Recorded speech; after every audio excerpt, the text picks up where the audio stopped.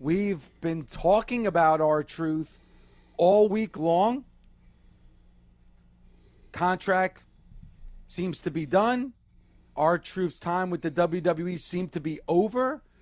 Fans were definitely outspoken about the fact that they did not like that R-Truth's career in the WWE had come to an end.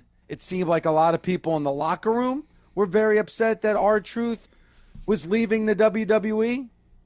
And come Saturday at Money in the Bank, we got Ron Killings in the ring at the main event of Money in the Bank.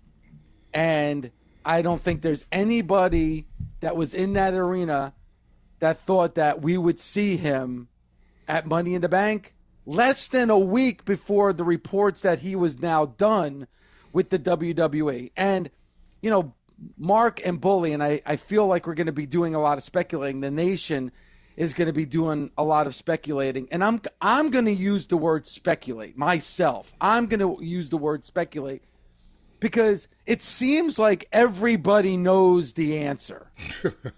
Like, like what shocks and surprises me is that everybody's outspoken about the fact that, like, this is what happened, and this is why it happened, and this is the concrete. Man, I mean, really? Because I'm going to be completely honest, guys. I come on the air this morning. I could guess. I could kind of lean towards one way or the other. But I'm going to be completely honest. I really don't know what happened between R-Truth and the WWE this past week. It's kind of interesting how everybody knows what happened only after what happened actually happened, and then all the stooges start blabbing. Nobody knew what was happening beforehand, but after it's said and done, all the know-it-alls who know nothing at all of a sudden know something. Bullshit. You know what, Bully? I'm with you. I'm going to use the word bullshit. Now, did the WWE actually let R-Truth go? Did the uproar from the fans grab the WWE's or TKO's attention to bring R-Truth back? Maybe. You know, was there a contract negotiation between R-Truth and the WWE where something was hammered out the 11th hour and that's why we saw him at Money in the Bank? Maybe. Was this the whole plan the entire time? Maybe. I mean, unless you're there and you work for TKO, unless you're R-Truth, you really don't know. Go ahead, Mark. Dave, I'm hoping that it was the plan all along, because when I call Truth, I do him like I would do anybody that I cared about that I know personally outside of the wrestling business. And I'm sure that he was in his mind going, I got your ass. And I love it. I love it. I don't have to call him and talk to him and say, hey, man, you got me. You got me. But you know the one thing about it is when you get got like this, people find out who you really are. Because I didn't call him, man, screw them. I was like, hey, man, this business. All the shit that we said, I was already saying. I was like, it's time for you to own you. And now that you're in control, this is how you start. Because I never had nobody to call and teach me how to be me after wrestling. You have to either know, have an agent or a manager, or figure that shit out yourself. And I figured it out. All right, so let me ask you guys, because I guess we can speculate or guesstimate or wonder what happened. So, Bully, let me start with you. Like, what do you think happened this past week between R-Truth and the WWE?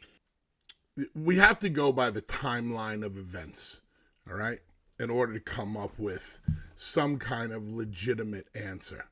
When I go by the actual timeline of events, beginning last Sunday, not yesterday, but the Sunday beforehand, at approximately 11 a.m. Eastern time, when I saw Truth's tweet, and his use of the word released.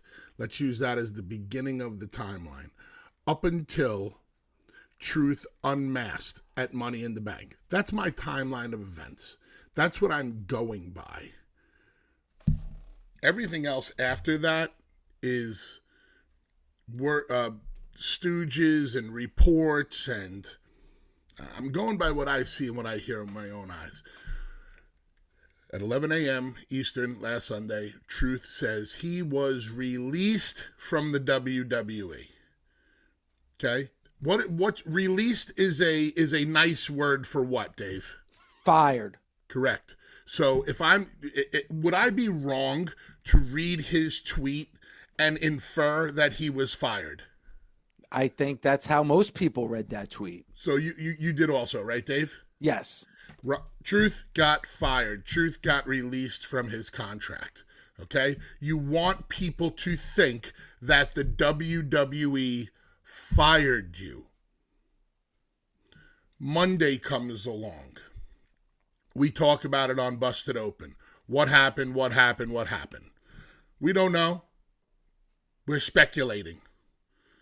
Maybe his age, maybe the amount of money they were paying him, maybe there was just nothing left to do with him, maybe they felt they were paying him too much. Who knows?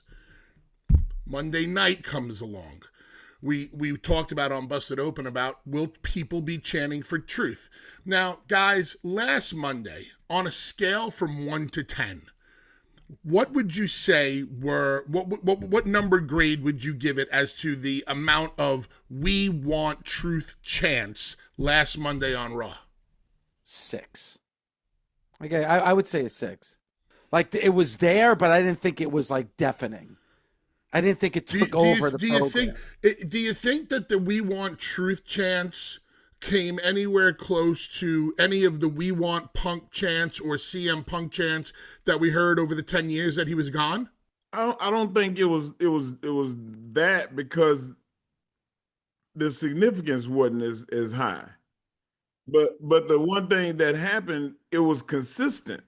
Okay. It happened more than once. If you have a "we want truth" when the show starts, but then you have a match going on and somebody's in there chanting "we want truth," that's something altogether different. It happened three times during the show. But on Monday on Raw, I thought there was a chance that they would hijack the show with the R-Truth chant. That didn't happen on Monday. So stop right there. So Monday, I did not. I heard chants. I heard little pockets of chants here and there. I never heard a full arena chanting "we want truth." So that's Monday. So let's say Monday comes and goes. They're on the plane or they're traveling to the next town after the Monday show. Do you think any of the higher-ups after Monday turned around and said, "we need to get truth back"? I would think so. The backlash on social media was incredible. You might not have heard it in the arena, but the social media platforms, all of them. Was it trending number one? It was. Oh, it was trending number one. We want truth was trending number one. Okay. I'm listening to talk radio because during the commercial breaks, we get a feed of FS1. And Dan Patrick was talking about, so the WWE fired R-Truth? I was like, how the hell he know R-Truth? Like, it was big news where, man, it wasn't, I don't know if it was on the ESPN ticker, but it was big enough news that people started picking it up from other sources, not just wrestling. Dave, yes? We're in agreement with that? Okay. I agree with Mark, yes. Okay. So I think Monday comes and goes. I don't think anybody, yes, the outpouring of love from the boys, yes, the outpouring of love from the fan base, but that's to be expected 24 to 48 hours after somebody as loved as Truth gets released. So now we get to Tuesday, NXT. How did you feel about the chants on NXT for "we want truth"? About the same as Monday Night Raw. Okay, fair enough. Significant enough in your eyes for them to turn around 48 hours later and go, "we need to get this guy back"? I don't think so. No. Okay, because to me, you kind of expect it in that time frame. Mm-hmm. Okay, so yes, people on social media.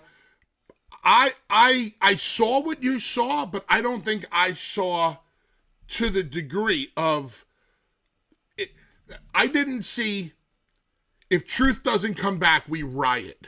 It was, how could they let Truth go? We're sorry to see Truth go. The boys were like, love Truth, love Truth, love Truth. So to me, this is all expected. Okay, Wednesday comes, Thursday comes, now Friday comes.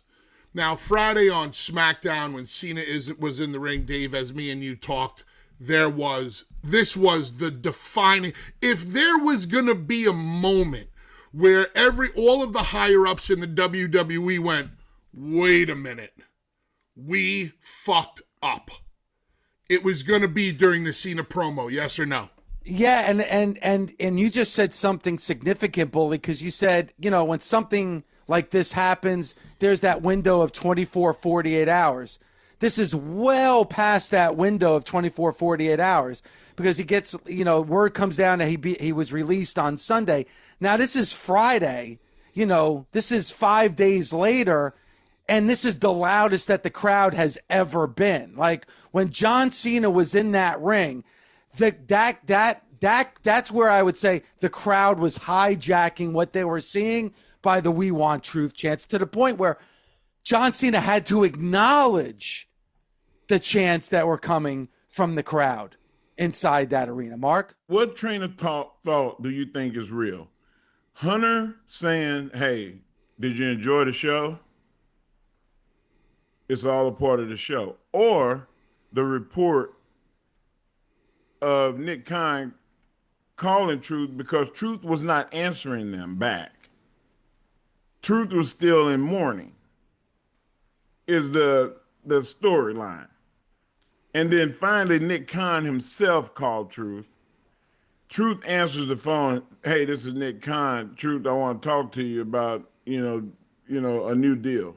Does that sound more like something that was real, or does it sound like a felonious report that some internet mole put out? See, Mark, and I've seen those reports, but how do people know about a private conversation unless R-Truth, tweeted it out or talked about it or went on an interview or a show like Busted Open and said it? Mark, if you talk to Nick Khan, who's knowing about the conversation? Nobody but me and Nick Khan. Well, then how did the conversation between R-Truth and Nick Khan get out? So who's got the big mouth, Nick Khan or R-Truth? Well, you know that companies release information every day for buzz. Correct. So this is because I never said anything about my first contract. This is not why one day did I. That's why I was just trying to get to the end of my timeline over here before I got to that eventual question mark that you just asked. So it would seem to me on Friday, if they were ever going to go, oh, we screwed up, it was Friday night. But that would lead me to believe that within 5 days, the WWE all looked at one another, all the higher-ups went, we made a major mistake. We have to get this guy back. Does that sound like something that the WWE would do in that short of a time frame? Yeah. Yes? Yeah. I'm asking. I mean, if I'm you not make questioning. a mistake, you want the same haste that you made the mistake, the same haste you need to try to fix it. Dave? I honestly, I don't know. You guys would know more than I would, but not now. We wouldn't. Not. Yeah. I wouldn't know now. We don't know. Okay. We don't know this new brand. We don't know. Different. I don't know these people. Now, because going back, I don't know these people. But going back to that timeline, guys, like R-Truth said he was released, but then we learned later on that his contract was coming to an end. They threw out a number that he didn't agree upon, and this was going to be at the end of his tenure in the WWE. Isn't it something as simple as, hey, Truth, you know what? Like any kind of negotiation where they go back and forth, where like R-Truth was looking at a certain number, WWE had a number and then they came to an agreement and maybe came to an agreement before Saturday where it's like R-Truth, they wanted to cut R-Truth's salary. He thought that was way too much. And maybe they came to some agreement before his contract was officially over. I mean, anything is possible here. But once again, Dave, you're doing exactly what we just questioned Mark about. How do you know about all of this number negotiation stuff? I'm just guessing because that's how business is done. But that's also how business is speculated out there on the internet. This is my problem with the whole situation. Before R-Truth runs in at Money in the Bank, nobody knows a frickin' thing. There's not 1 ounce of information out there about the whole situation. Zero. All of a sudden, the run-in happens, and every dirt sheet and their mother has some kind of piece of information on this. As if they're trying to clean up, people are trying to clean up spilled milk, or Hunter's, like Mark just said, Hunter's position, paraphrasing, it's all part of the show. I'm going to go with Hunter. I really do think that him saying it is not quite like Dwayne saying, the character of the final boss and it's a part of the show and this and I don't look at it like that. I look at it like, look, you don't think that we know what we're doing? We got this. That's what I look at it as being, because Truth never responded to me about the money. Radio silence. So he knew something obviously that I didn't think was, because somebody offered me money. I'm like, well, let's talk. It ended with the offer. Nobody knows for sure. I'll use a term that's used a lot: damage control. Now, maybe like what you're saying with the dirt sheets, maybe that's just damage control, because they've been saying all week it's not a work, and then you find out it's a work, and it's like it's not a work.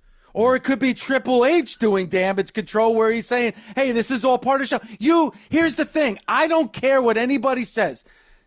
Unless you're an executive with the WWE or unless you're R-Truth or somebody close to R-Truth, you don't know what the truth is, to excuse the pun. You can't tell me for a certainty that this was not a work, and you can't tell me for a certainty that it wasn't. You don't know. And you know what? Isn't that the art of professional wrestling? Isn't that the beauty of professional wrestling?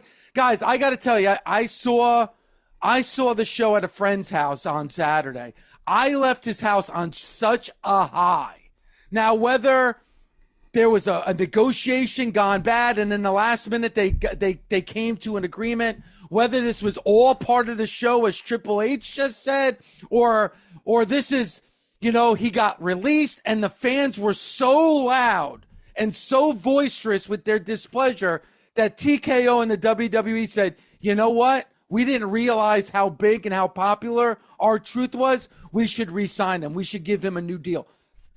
I don't care which one is true. All I know is that R-Truth hit the ring and I had no idea that he was going to show up.